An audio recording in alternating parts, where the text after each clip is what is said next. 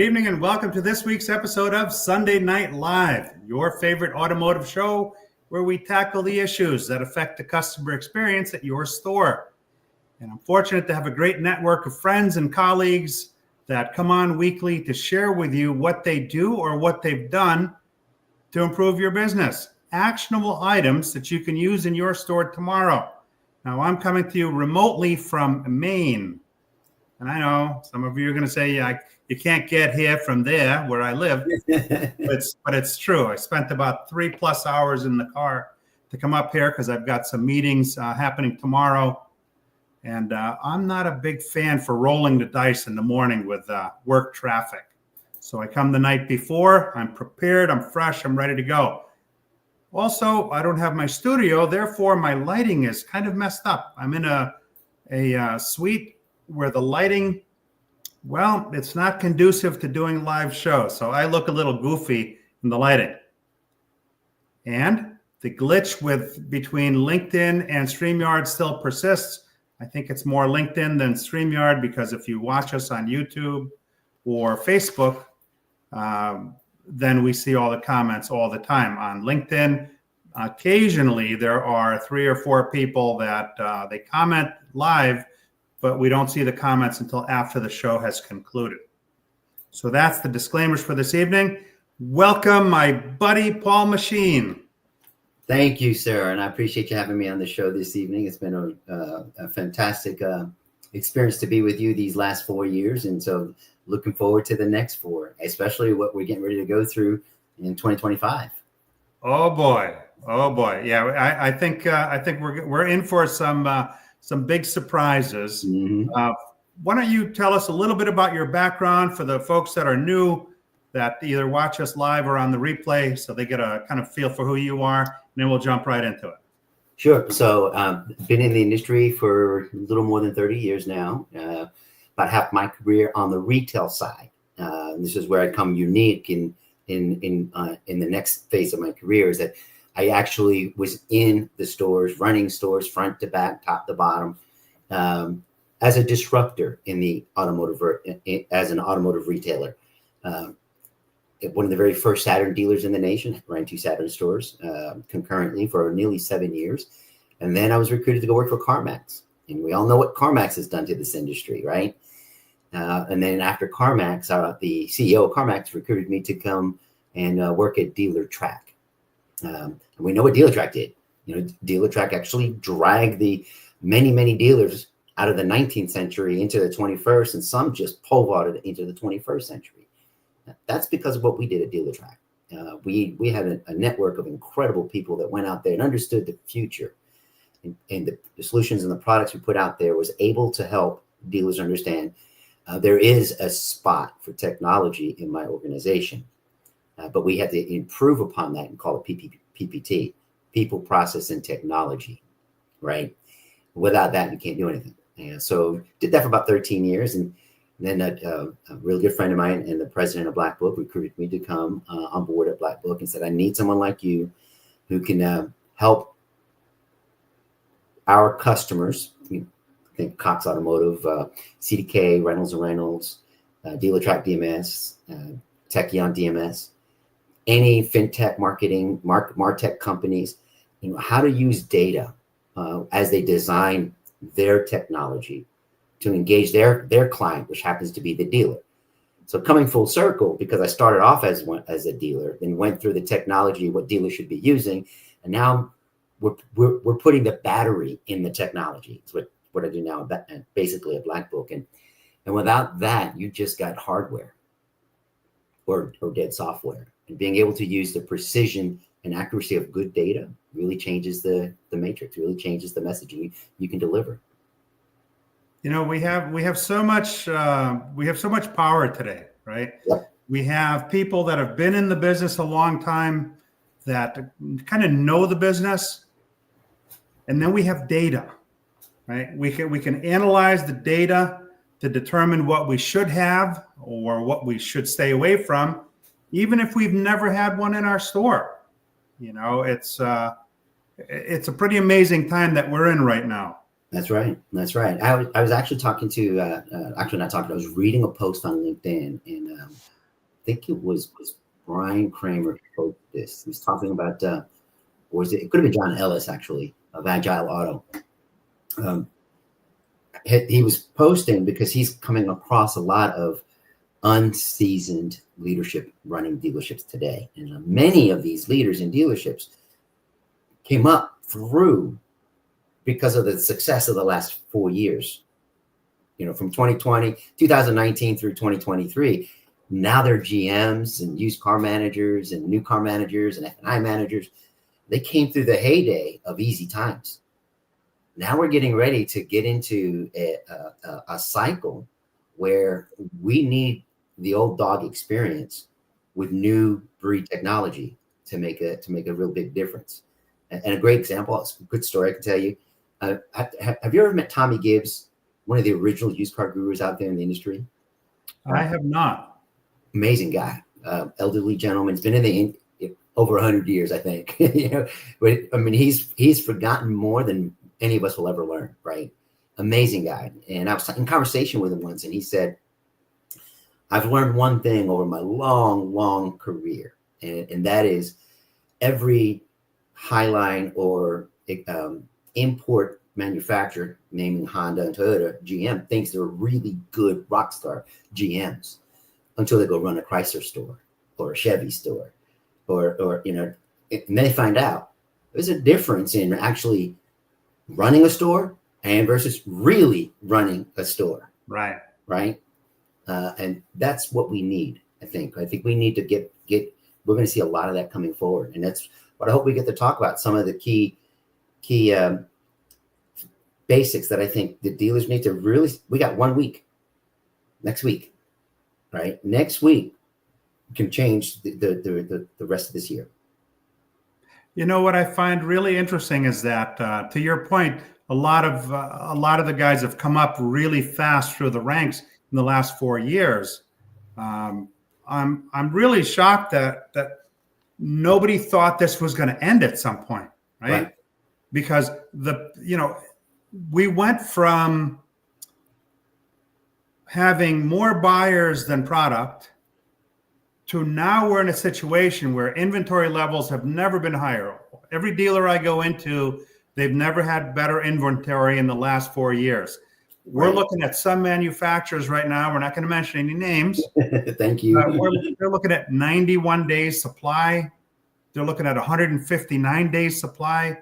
We're looking at 2023, 2024, and 2025 brand new cars on dealer lots today. We're looking at OEMs cutting back on production on some of the vehicles because they have too many cars already in inventory, and it just doesn't make sense. I laughed when I heard that when we went into the pandemic, the new mindset was, this is kind of cool. So we're going to pull back the reins a little bit on production, and we're going to change the model so that people, they're used to ordering now, and they're used to waiting, and they're used to paying. So we're going to do that. But then on the inside, I'm laughing because OEMs will be OEMs, right? Right. What do we do? We send the stingers out on the road. There's more cars coming. And we've seen interest rates are doing some crazy things. The average APR on a new car is 7%. Mm-hmm. On used cars, it's just over 11%. I mean, crazy stuff, right? Now you take those two interest rates, and you factor that against the average new car price now is closer to 40 grand. It's been slowly increasing as the heavily higher price vehicles is what's being left on dealers' inventories and new car inventories. People are trying to buy the less expensive inventory and walking away from the higher prices. So that's one of the reasons why we see some of the higher cycle times in new car inventories. Now at 7%, 45,000, your standard term at 60 months is not going to cut the payment. Average payment now is over $740. Take insurance, gas, overall maintenance, you're over $1,000 a month. We're looking at a lot of 75-month terms. Oh, absolutely. Some longer. Experian just did an analysis where they came out and they say, let me see, I got it here. What they actually said is that they have average term is right at 72 months. Now, when you take in all terms, now when you want to find out what percent is paying what, more than almost 15% is greater than 72 months in term. Never, ever been done before. But when you've got inventory that's sitting in your lot that starts at 60,000, I remember my wife was interested in getting she likes the Denali. Yeah. Right. So I equipped the Denali similar to what I know she would like. It was right at 122,000. I was like, what the hell? When did that happen? When? Yeah, that's crazy. No, I kind of want to paint the picture as to what we're looking at now and what we're looking at down the road, so we can get into the meat of this, right? And there's another factor that people aren't really thinking about, and that's small business. Okay, a lot of real estate, commercial real estate, was purchased at low rates, top of the market. Mm-hmm. When they had, I don't know, 90% occupancy, right? So the loans that they got, they floated a lot of money, was fine because the rentals could cover the nut. Yep. But now we're looking at a lot lower levels of occupancy. I don't know what the exact numbers are, but if I were to guess, I'd say 50, 60% probably is not out of the question. In some markets, Paul, it's even lower than that. You know, some of the major metros like San Francisco, New York City, downtown LA, all you have to do is follow the CMBA, commercial mortgage-backed assets. Yeah, and you'll find that industry is just taking a severe nosedive. When you have companies like Hilton Hotels take the keys to used to be considered two premium hotels in San Francisco, downtown San Francisco, by the Moscone Center, where Anadia used to go to in San Francisco. Yeah, been there. They gave the keys back to the bank that said, we're not refinancing and we're not going to make this payment. Take it back. Because the asset value was underwater, negative equity, right? And there's a massive amount. There's close to $1 trillion just in that category alone in what do they call it? It's in our business, we call it, you got to write the asset down. You know, you're supposed to do a write down every month on the water. Well, they haven't done that yet. None of the lenders are actually doing that. They've been kicking that can down the road. So what's going to change to the financial numbers when that hits? Now you got to take a look at some of the other numbers when you talk about the risk. That's just a couple of years down the road here, because unlike a conventional home mortgage, these are all variable rate mortgages. Yep. So the income goes down, the rate goes up, the payment goes up, and you're right. They don't need to refinance it. They're so deep in the hole. And guess who absorbs the bulk of those commercial loans? The smaller local banks. Yeah. Right? Yeah. The big banks and the retail investors who invested in those portfolios. Yeah.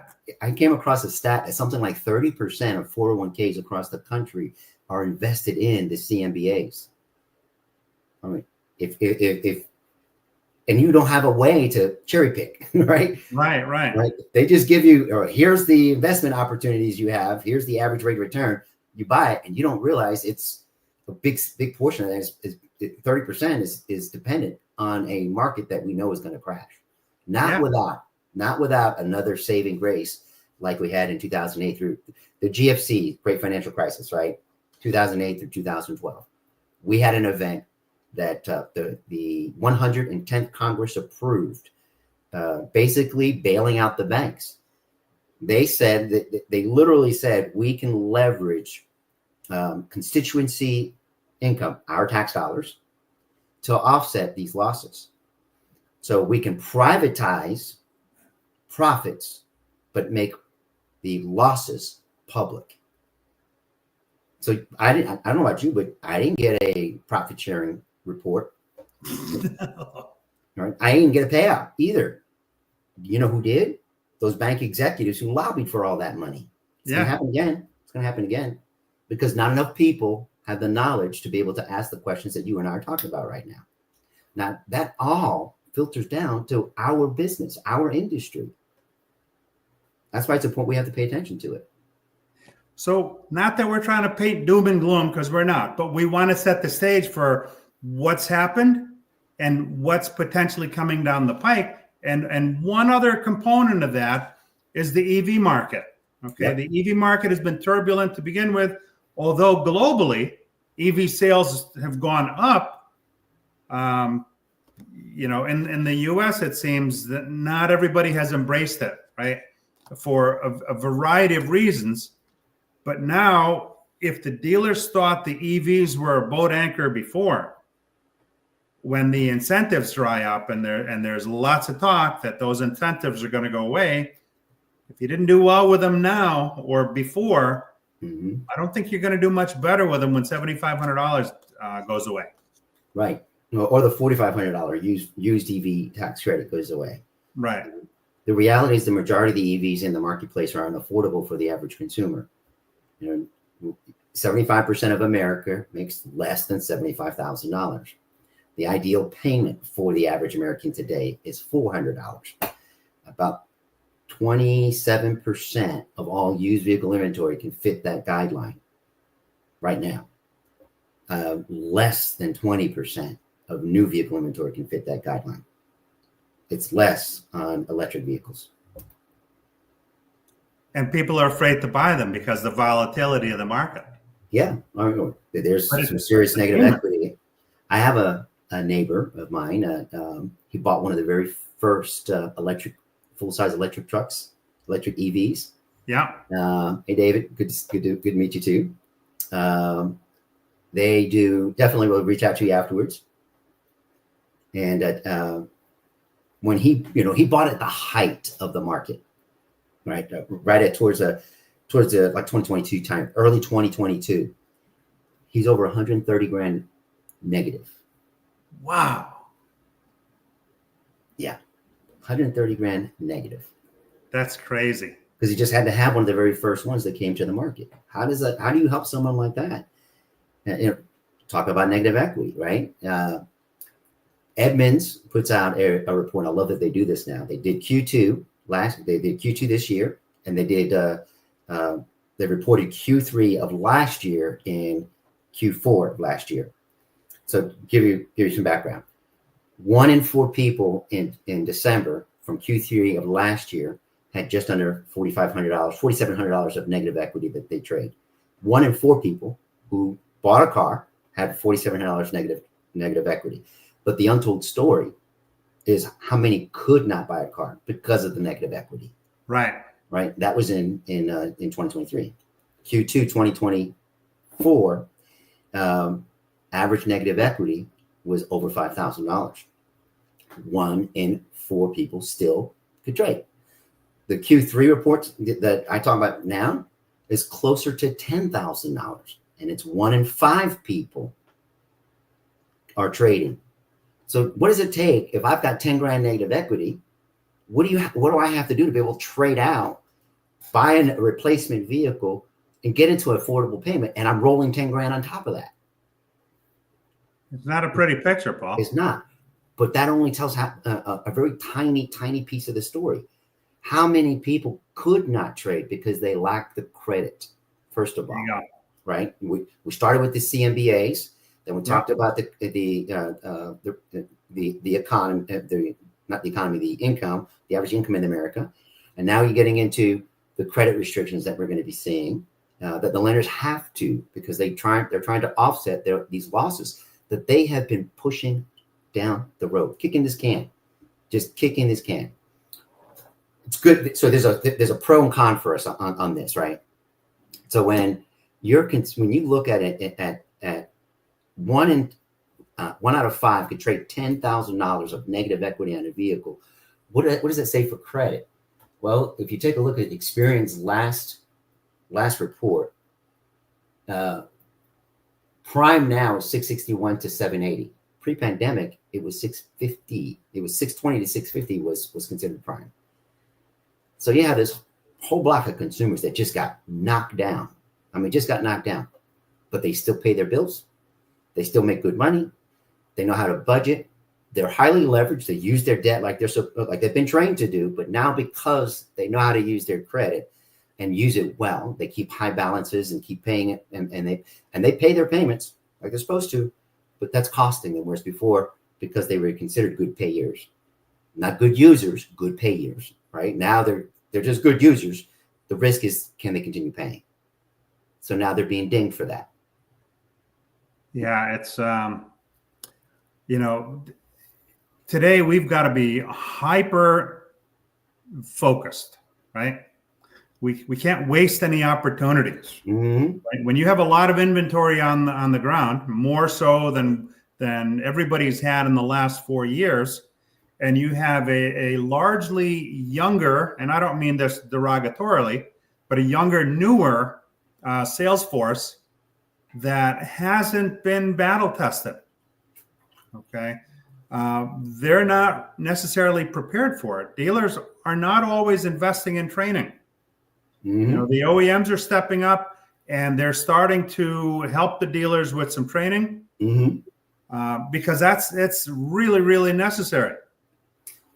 That's you're 100% right. And I love what you're doing as training these dealers that you're traveling to, because they need that. One of the things I recommend is taking the first week of December, starting next week and going in the first week of December, take a time to refresh your entire sales team. Teach them on the economics of a sale, not the sales steps, process step 1, 2. That's so old school. That's so thrown out the window. Because what do you do if you got a customer who's already done the first 3 steps and just wants to land on the right vehicle? Or the customer who already knows they got a credit challenge and you're trying to put them through the whole process again.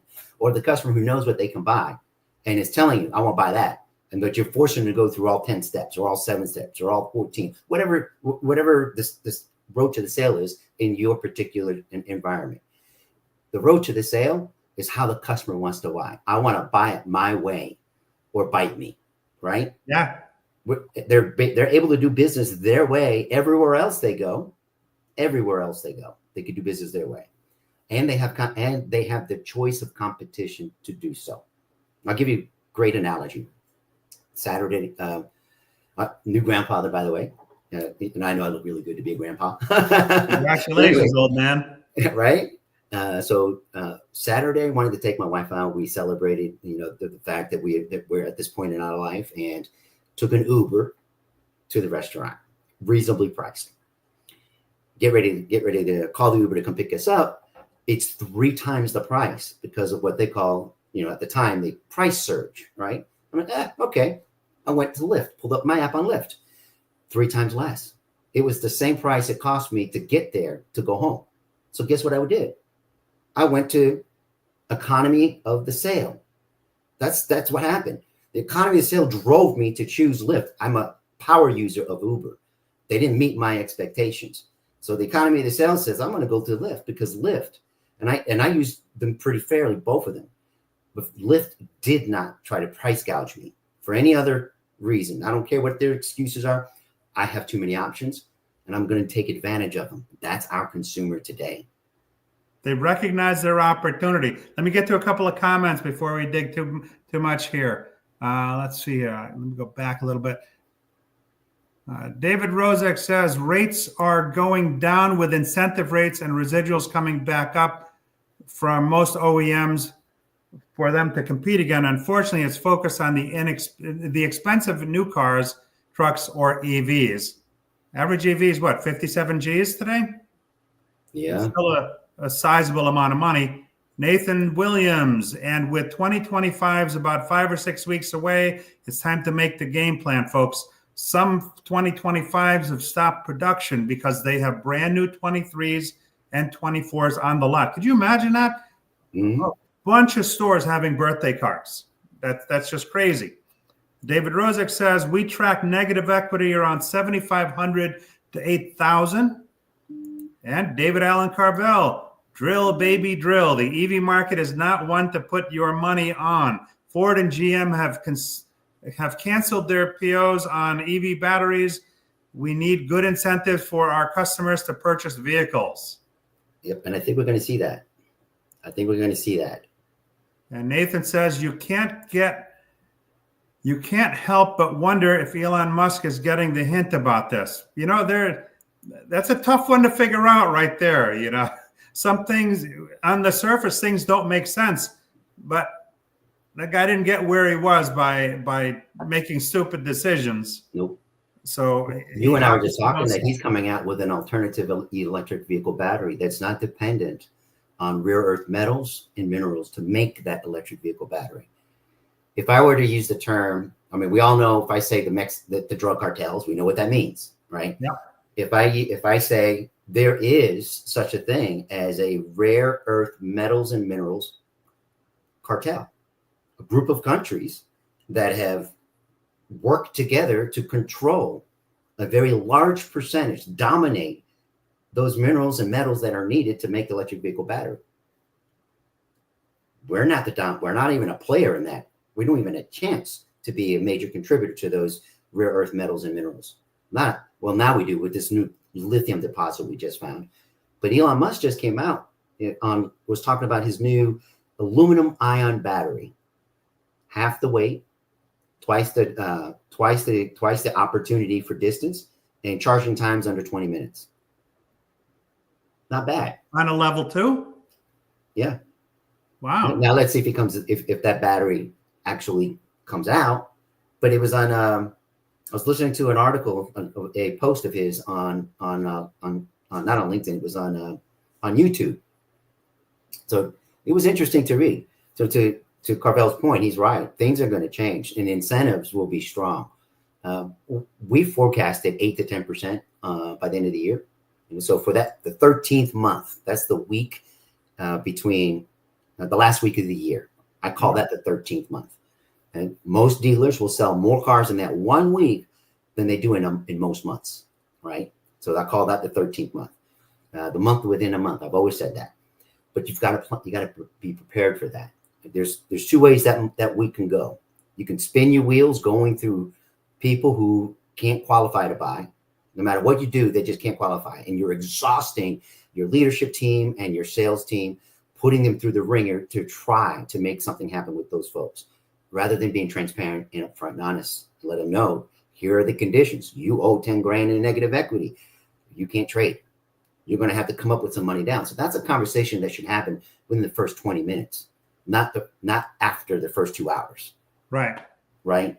And that's typically the standard process today, is let's go through all the steps and, oh, crap, I didn't realize you had so much negative equity. How much money you got put down? That financial conversation should happen earlier. Way early. That I train and I still do today is, Paul, when you come in and visit me, I'm going to say, hey, Paul, I recognize the way information and technology is today. You have access to as much or more than I do. So let me ask you one very simple question. About half my customers I work with know they can buy anything in inventory. And the first thing they want to do is either see what's available or go to a specific car. Which one are you? Number 2, the other half of my customers know they need help trying to buy a vehicle, either because they're financially challenged because they have negative equity, they don't have enough cash down, or they know they have something wrong with their credit and need some assistance. Which one are you? But see, the newer people they don't know how to have those conversations. And actually, a funny thing happened the other day. I was talking to my buddy Stan, and I saw he had commented on this guy's post. Uh-huh. And without reading his comment on it, I commented, right? I'm in the car. I'm headed back from the airport, and I'm doing voice to text in my comment. To your point, you need to be able to know, where is this person and where do I start? Correct. Okay? Not everybody wants to go through the rigmarole, and not everybody has the patience for it. Mm-hmm. This guy, he put out there, I'm not going to mention any names, but he put out there that how would you respond to this particular customer? The customer had sent in a lead looking for financial information on a specific vehicle. Mm-hmm. Okay. And his answer was, I don't want to just beat your price by a few $100s. I want to develop a relationship with you. and learn about you and all this other stuff. And I'm reading this. And I said, my comment was, dude, this is not match.com chemistry or perfect match. Nobody's looking for a relationship. Okay.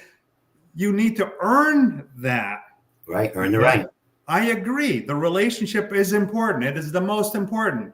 Mm-hmm. But you need to give them what they're asking for as quickly as they're asking for it, with a solid why buy here. Okay. Because they can buy anywhere. I shop for cars all the time. I shop for cars for people. And I send out those emails. I can crank out 30 inquiries within a very short period of time. And I tell you what, 2 years ago, people weren't responding. Yes. I'll tell you right now, everybody's responding. But the problem is they're responding just like when somebody puts out, hey, I'm thrilled to announce I'm starting a new position. Well, thrilled is a ChatGPT word. Normal people don't say thrilled, but that's another story. And then all you hear is the congrats, congrats, congrats, congrats, congrats, congrats. And then you have one guy that writes, hey, congratulations on your new role. I'm very proud of you. They're very lucky to have you. I saw what you did at XYZ Motors. Truly outstanding. I wish you all the success you can stand, my friend. That's Congratulations. Right. And then you see a bunch more congrats, congrats, congrats, congrats, congrats. Which one are people going to notice? That one that just did the personal commentary, right? That's it. So all these inquiries that I get back, okay, some of them come right away, and dealers, button up your internet process because people are coming through you via the internet, okay? Button up your in-store process. A lot of OEMs have dashboards where you can see where you're deficient, right? What you're losing to your outside competitors, what you're losing in the market, and why you're losing them, right? So this guy that wants to develop a relationship with people, I said to him, you know what? Nothing personal, but you'd be wiped out. You'd be gone in the first round. You'd never have the opportunity. That's so the word emotion is a verb. It's an action, right? Yeah. And it doesn't have to be, we misinterpret that to say that, I have to do something physical. It could be something that you say, could be an impression of your mannerisms. It could be that post, that counter post that, like you just said, 100 congrats. And then all of a sudden you got a personal comment and then another 90 congrats after that. That right there is the power of emotion, because everyone's going, oh, I'm going to read this. I'm going to take a minute and read that. That's one of the differences. We talk about sales rate per hour and how that relates. Getting to that emotional agreement fast. We have to remove 100% of every barrier that prevents that kind of connection. And that means being flexible, helping the customer buy the way they want to buy. We have to increase total transparency. So I was thinking about the best way to help our audience understand sales per hour. And I said, I got no better person than you, Paulie. You're the best person because you're a food critic. You go to restaurants all the time. You're always critiquing the experience when you're in a restaurant. Well, there's two things that restaurants need to be able to make a profit. One, good quality service. And two, they got to turn the tables quick. Yeah. And how many times per hour can they turn the table? What are the barriers? Without making them feel rushed. Correct. 100%. Well, guess what we have? The same freaking experience in our showrooms. We have to be able to get away from, we have to go from A to Z in order. Sometimes you start off at D, go to C, back to E, then to F. You got to be willing to be flexible because that's what the customer wants. We got to remove the barriers. We got to get to 45-minute turn times on sales. The most profitable, highest volume selling stores are turning sales per hour, one salesperson, 45 minutes or less, right? So if you got 10 salespeople that are, and you can break out, these 4 will sell 2 per hour. These 3 will sell 1 per hour. These 2 will sell maybe 1 per 1.5 hours. That's managing your business, not letting your business manage you.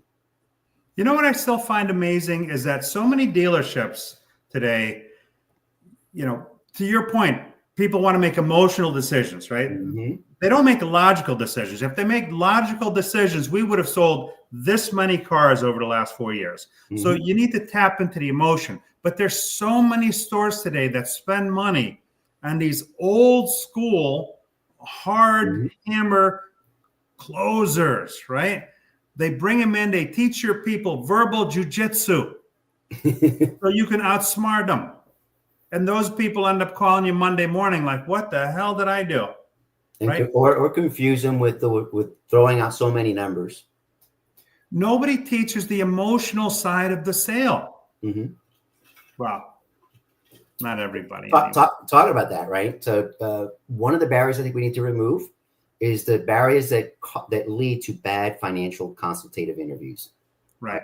Because when you don't do it properly, you sell the wrong car. And so I know a lot of the argument is when selling the wrong car means I sold this person on a car, but they can't buy it, right? We can't, but that's the car that I've sold. They want to buy that car now. They're gone. I call that a get me done, right? So what that get me done now knows, what they now know is I know exactly the kind of price point car I need to be on. I know what I want in my vehicle. I know I can't ask for this. I can't do this. I want to stay. I now know what I need to do so I want to save face. I'm going to go to the competitor down the street and I'm going to walk in with my knowledge that I gained from you. Yeah. Because you didn't give me a good financial consultative interview. You'd be amazed how many people go through the process, test drive, numbers, all of that. And then they leave. Yeah, because they had one thing in their mind. They had one expectation in their mind.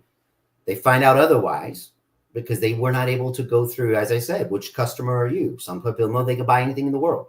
Right. You have a car in mind, or do you want to just take a look? Some people know they have a challenge, financial challenge. Others know they got a credit challenge. We need to train our people in the next 2 weeks how to have those economy of sale type of conversations so we know the direction we need to put that customer in. If I need to grab my powerhouse rock star F&I manager at the word I just met Mr. and Mrs. John Doe and they've described they've got this problem with their credit. They've got about $1,200 max they can put down. They owe about $2,500 more on their trade, but we don't know where to go. Can you help us? That's a different story. That's a different sales methodology than going through the entire process, teaching that customer how to buy, and then they leave to go buy somewhere else to save face. Well, I hate to say it, but I don't think the bulk of the dealers are going to teach that in the next 2 weeks to their people that are not seasoned. I was very proud. I saw Fred Beans. You know Fred, right? Love Fred Beans. He put a post up, or his company put a post up that they had their graduating class from Dale Carnegie, and he put his employees through Dale Carnegie for 2 reasons: one, to better themselves, and 2, to become better at what they do in store. Right? Not many dealers are spending the money on that, but that's the emotional side of things. That's the figuring out how you can better communicate with somebody, right? The 25-year-old F&I manager having a conversation with a 65-year-old purchaser, you got 45 minutes of active time in the box. You got to figure out, you got to build rapport. You got to figure out, you have to figure out what brings value to them. You have to be able to present product. You've got to print or e-contract. You've got to maintain compliance. There's not a lot of time. That's 45 minutes. But yet so many stores don't spend the money to educate their people to be able to have these rapport building conversations with all the demographics that come in front of them, right? My wife and I did a show last week about the communication. I'm noticing it more and more and more now. The person sits across from you like this as you're speaking with them. They're a kinesthetic person. They need to hold something, right? Immediately, I grab a prop, I hand it to the guy, and he's engaged. You're right. He's brought back to life because we're communicated to in his style. Right. So, we may not hit that mark in the next 2 weeks, but the beauty of our business is everything happens fast, doesn't it? Well, I think if dealers would, the ones who do this will be surprised at how quickly their people, because they didn't hire dumb people. They're pretty smart. If you give them the right training, they'll take it right away. And the first time, Dr. Stephen Covey said, you learn something, you teach it. You teach it, you apply it. Then you teach someone else to do it, right? Yeah. That's the methodology for success. So, yeah, one of the things I learned, in addition to the economy of the sale, is the power of switch them. Oh, invaluable. Right? But you have to earn that emotional right to be able to have that tough conversation. Paul, I know you really like this $60,000 truck that's over your SUV, but let's have a hard conversation. I've asked you some questions about your finances and your ability and your and willingness to pay and whatnot. And you've told me that you got a new grandkid coming and you want to be ready. You want to be able to do things with that grandchild. I would not be a good human being if I convinced you to buy that $60,000 vehicle that I know you can't afford, embarrass you, and then let you leave. Instead, may I make some suggestions for you? I have never, ever had someone say no when I said, may I make some suggestions for you? Yeah. When I put some context and color in front of it. Paul, I'm on a test drive. I'm working at Lexus. It's a Saturday, end of the day. I need one more car to hit my bonus, right? I have a switch car in the back of my head. I know what I'm taking them out in, but I've got a switch car. We had a program car, okay? It was in a financial spot. I figured in case I needed to go there. Mm-hmm. So we're on a test drive, and this is probably, you can't do this with the newer people. Somebody that's been in it a long time can have this conversation, okay? The textbooks will say, oh, no, you don't do that. But in the car, I'm having conversations about how they're enjoying it, how it fits their style, how it fits everything they're looking for. But I'm also peppering it with financial conversation because I know if they're gone, they're gone. It's the end of the month. It's the last day. It's Saturday. Okay. It became abundantly clear to me halfway into the test drive that we were on the wrong car financially. Right. But I had the right car back at the store. I said, hey, you know what? Look, I'm going to be honest with you. Based on what you're telling me, I know this car fits what you like, but based on what you're telling me, the numbers don't add up. However, if you're flexible on color, okay, because remember, you're not driving the car on the hood, okay? I have another vehicle. It's a different color on the outside, but it's the same color on the inside. So what you're looking at when you're driving it 100% of the time is what you're looking at in the other car. But I know that car does fit the financials that you need 100%. To be. Okay. And it was late. It was way after dinner time on a Saturday afternoon while they're in the box doing paperwork. I'm filling the tank. I got the Windex and the spray at the car, at the gas station as I'm prepping the car to spot deliver the car. Right. But those aren't conversations new people are going to have. I don't care how good a coach you are, how good a manager you are. I don't think you can learn that in 2 weeks. I hate to say it. I was going to say you learn that through osmosis.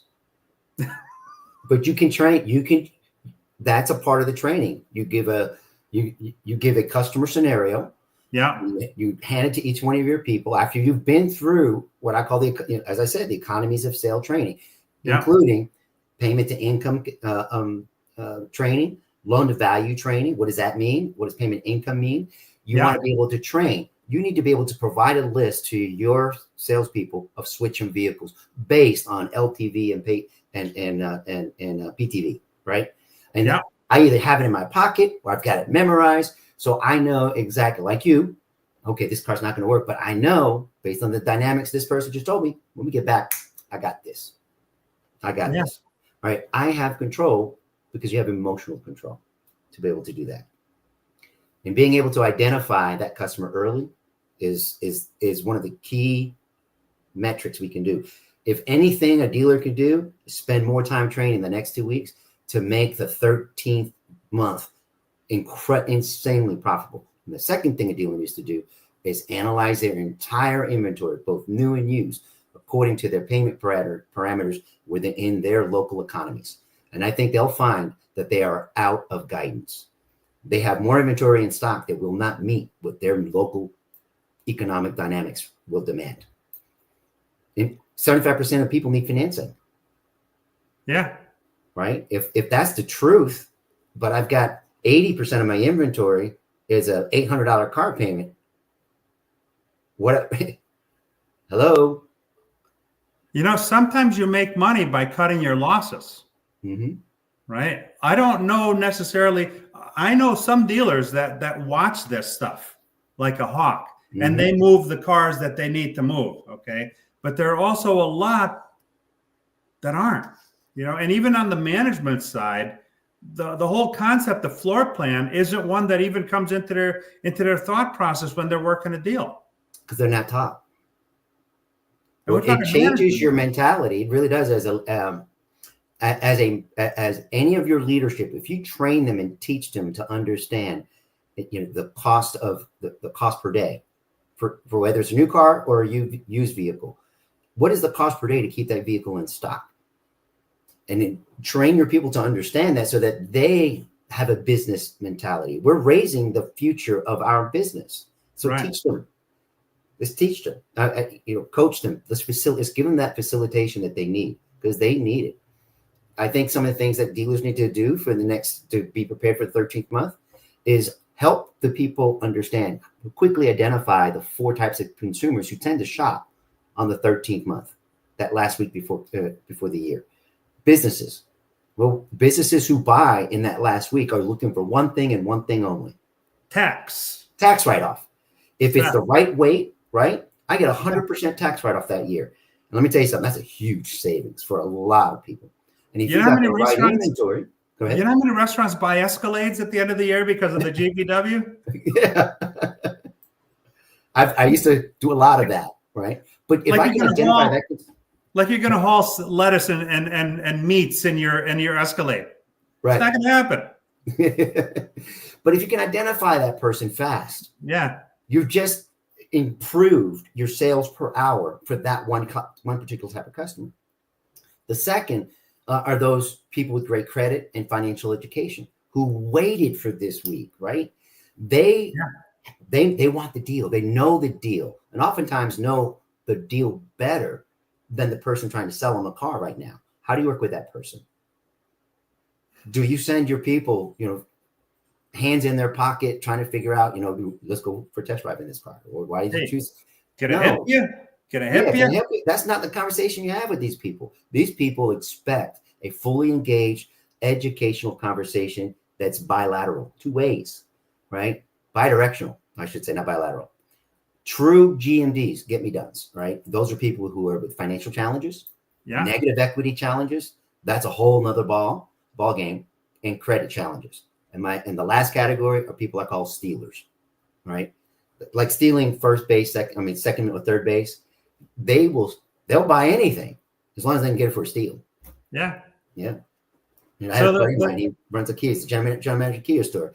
He said, I had this customer, I won't use the expletives he used. He says he wanted to buy a $75,000 Telluride. He said, I'll take it off your hands for $45,000.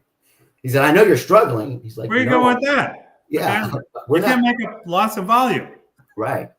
Hey, look at David's comment here. Okay. He says, great time to sell the Kia product line like the K4 around $20K. Right. Of course, the Chevy Trax and Trailblazer are great units to sell if the OEM made them or make them. Right. Now, if you were to actually, I can do it for you, and I can send you the numbers. It's very disappointing. And you do the preferred payment parameter, right? I can search every dealer's inventory, new car and used car, defined by payment parameters. And I can tell you that the majority of the inventories in the marketplace today, both franchise and independents, do not fit the payment parameter consumers want. So that means that there's got to be discounts. There's got to be trying to figure out to get money down if there's any. Right now, people are over leveraged on the credit cards because they're using credit cards to offset a lot of their expenses, including using that to pay down on a car payment. You're not supposed to do that, but I know dealers are taking advantage of it now. And that's even higher interest rate. That's it. That's what, in the 20s? 20 to 30% range, depending on that person's credit. So the takeaway here is training.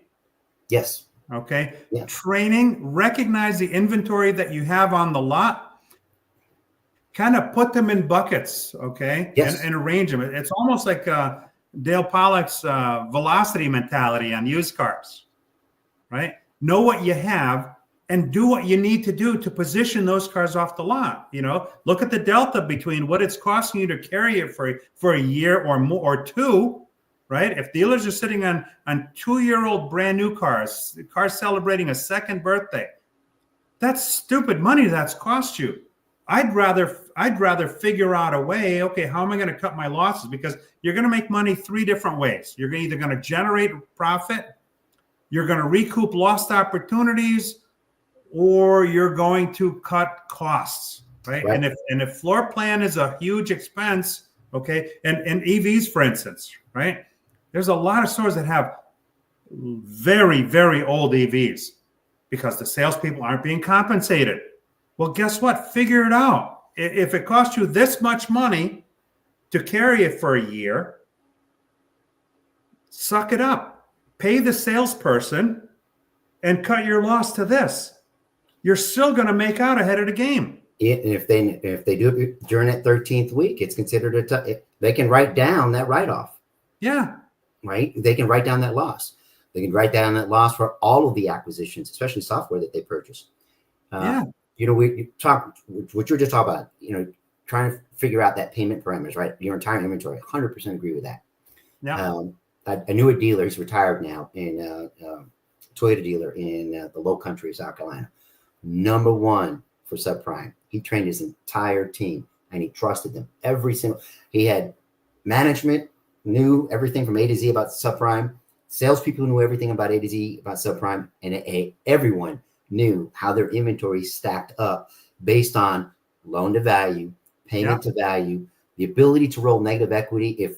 I know the factory's going to give me this much of an incentive and this kind of a rebate, and I got this much margin, and I can get this much money down from the customer, I can structure a deal this way.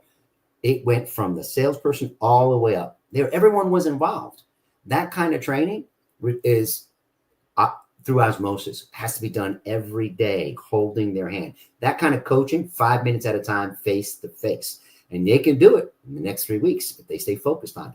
But that does require that second layer of management. It means you got to get off your butt from behind the desk and get on the showroom. Everybody's got to roll up their sleeves and jump into the deal. Right. Time kills deals.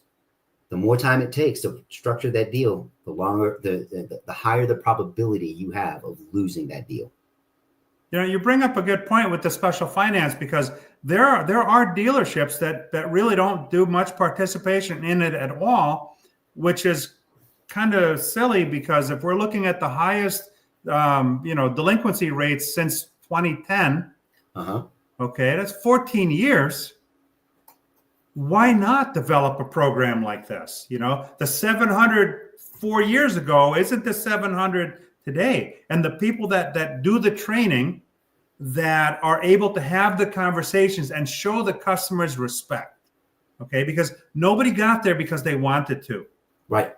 They made bad decisions. Maybe they were led astray by a salesperson. I'm not blaming any one side of the deal here. Everybody's got an equal hand in it, right? But that's another opportunity where dealers can really turn their business around. Don't wait for the OEM to solve your problem. The OEM's a wholesaler. They wholesale cars. That's what they do. And once it's on your lot, there's not much they care about. I know there's going to be some, there will be some strong incentives. Like I said, we predict them to be on the new car side, 8 to 10%. But what's the other side of that, right? If there's an 8 to 10% new car incentive, that trickles down to the new used car. I'll give a great example. One of my buddies was telling me he was in the lane. He watched a 2024 1500 series truck drive through the lane with 500 miles on it, right? Basically brand new. Window sticker's in the car. Window sticker was 56,000, just under 56,000. What did it go through the lane for? 35. Holy shit. Oh my God. What's the number? What's the percentage of no sale today? Well, the sell-through rate right now is 57%. But the good news is we've had a few auctions, I'm talking large-scale auctions right after the election. That Friday, 70+%, it's like 71% sell-through rate. I hadn't seen that. Wow. Nearly 5 years. So because it wasn't that long ago, it was around 50%, right? 50, yeah, right. Well, right now we're 57 on a sell-through rate. So and the wholesale numbers are we've dropped a little bit, but the tail is not the drop in the wholesale numbers, is how steady our retail asking listed price has been all year. So even though the wholesale has been doing this, our retail has been like this, like a light wave in the ocean. It's just been it's all year.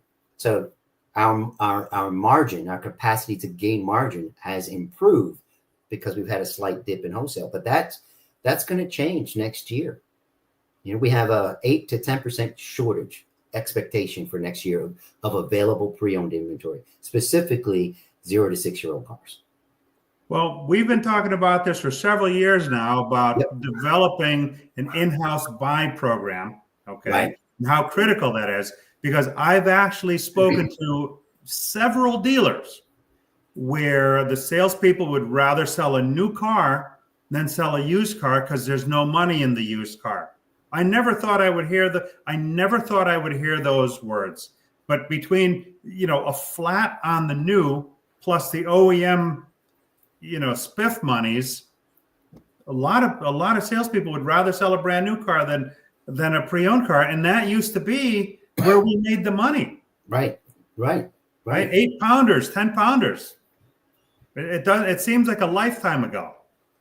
It does, but we know we just went through several years where they were doing that, and now we're seeing that return up in the amount of negative equity that's in the market today, and it's just going to get worse as more and more people lose confidence that they can maintain that ability. I do expect to see some government programs that'll come out to help both residential mortgages as well as auto loan payments. We already know that there's conversations now about making interest rates on auto loans a write-off, tax deduction, like mortgage interest rates. That's a huge bonus in and of itself.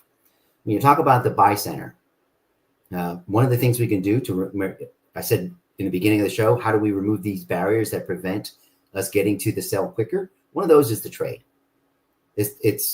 You train a lot on the quality of the customer experience, and on a CSI score, the two most dinged areas, F&I, and what's the trade-in, right?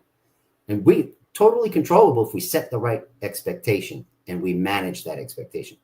Well, today, the power to put a number on a vehicle, and a true number, does not belong to 1, 2, or 3 people in an organization anymore. There's too many good partners out there in the market today that can provide the technology that any dealer can train their entire store, top down, front to back, and say, I need these cars. And I love your word. We all have a tribe. Yeah. Right? I love how you say that, because you're right. How many cars could you actually go out and buy for your company that's giving you the freedom to help you people to do that? You can't beat that. You got 100 people working in your store. Easily 50% of them can be taught how to load something into an app. Right. You have a buy list. Okay. These are trusted referrals. This isn't somebody, hey, we want to buy your car. This isn't some generic email or hard mail that says, we want to buy your car. Oh, we need your car. No, these are people that trust their friends, their family, that they can enter data into an app. It's really that so simple. And then conversation. Teach people how to have conversations. The thing with buying cars sight unseen, Paulie, years ago with a Galv's book in hand, I was asking the right questions. They were giving me the answers, and I was within a nickel of what we wrote the check for. And we're talking 20, 30 years ago. And we're closer than that now. In many cases, I have some of my dealers that tell me using the right partner or a proprietary tool that they've designed using Black Book data to make this work. Not trying to promote it, but I'm saying that the way they ask questions. It works, Paul. You can promote it. It works. I know it works. So you can ask the right kind of questions that are dynamic, right? So not only do you get the basic value of the vehicle, but you also get these questions that each answer to the question is sensitive to the year, make, and model, and either adds or deducts from the value based on the answer. So now you get this answer, you get the total value of the vehicle, right? And the consumer has consoled themselves because they did it at their kitchen table, or you did it with them as a neighbor. Yeah. Now they go to the store. Not one dealer has said they've always said the same thing. I would have paid more money for that vehicle. Yeah. Because the consumer was more critical about the dirt, because we're trained to see through the dirt. We're trained to see through the mud, and, the car hasn't been cleaned out in 2 years, but it still sounds good, runs good, drives good, does all that good stuff. We're trained to see all that, or might need new tires, right? But consumers says, God, man, the tires look like crap. The brakes squeal because of the rust. And so they're really hitting the value of their vehicle hard. Whereas if we did the physical appraisal, they're telling me they would have paid more money. Did you say tires, Paulie? Right? If you can see this, remember Abraham Lincoln's hair? Yeah. Take a penny upside down. That's the tire tool I give to customers. Right. I'm going to give you your own tool.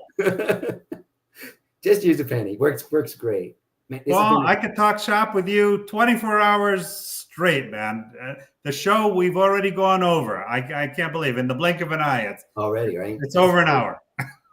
Well, hopefully the audience got a lot out of this casual back and forth conversation. And I could have bored everyone with graphs and images. I could do that next time if they prefer. But I wanted to have just a really heart-to-heart live conversation, actionable intel that you and I can provide that they can go back to the store and start. They got 2 weeks. Yeah. Start tomorrow. Right. If you know what to do, there's no point waiting. Final words, Paulie. Tomorrow, don't put off tomorrow what you could do today. Do today what you should be able to do tomorrow. Do today too, so that tomorrow you're free. You could be creative. Love it. Paul, thanks for your time, man. To those watching live, thank you. To those that watch it on the replay, thank you. I appreciate your support. Wish you a safe and successful week. We'll see you next week on Sunday Night Live. Don't go away, Paul. Will do, brother.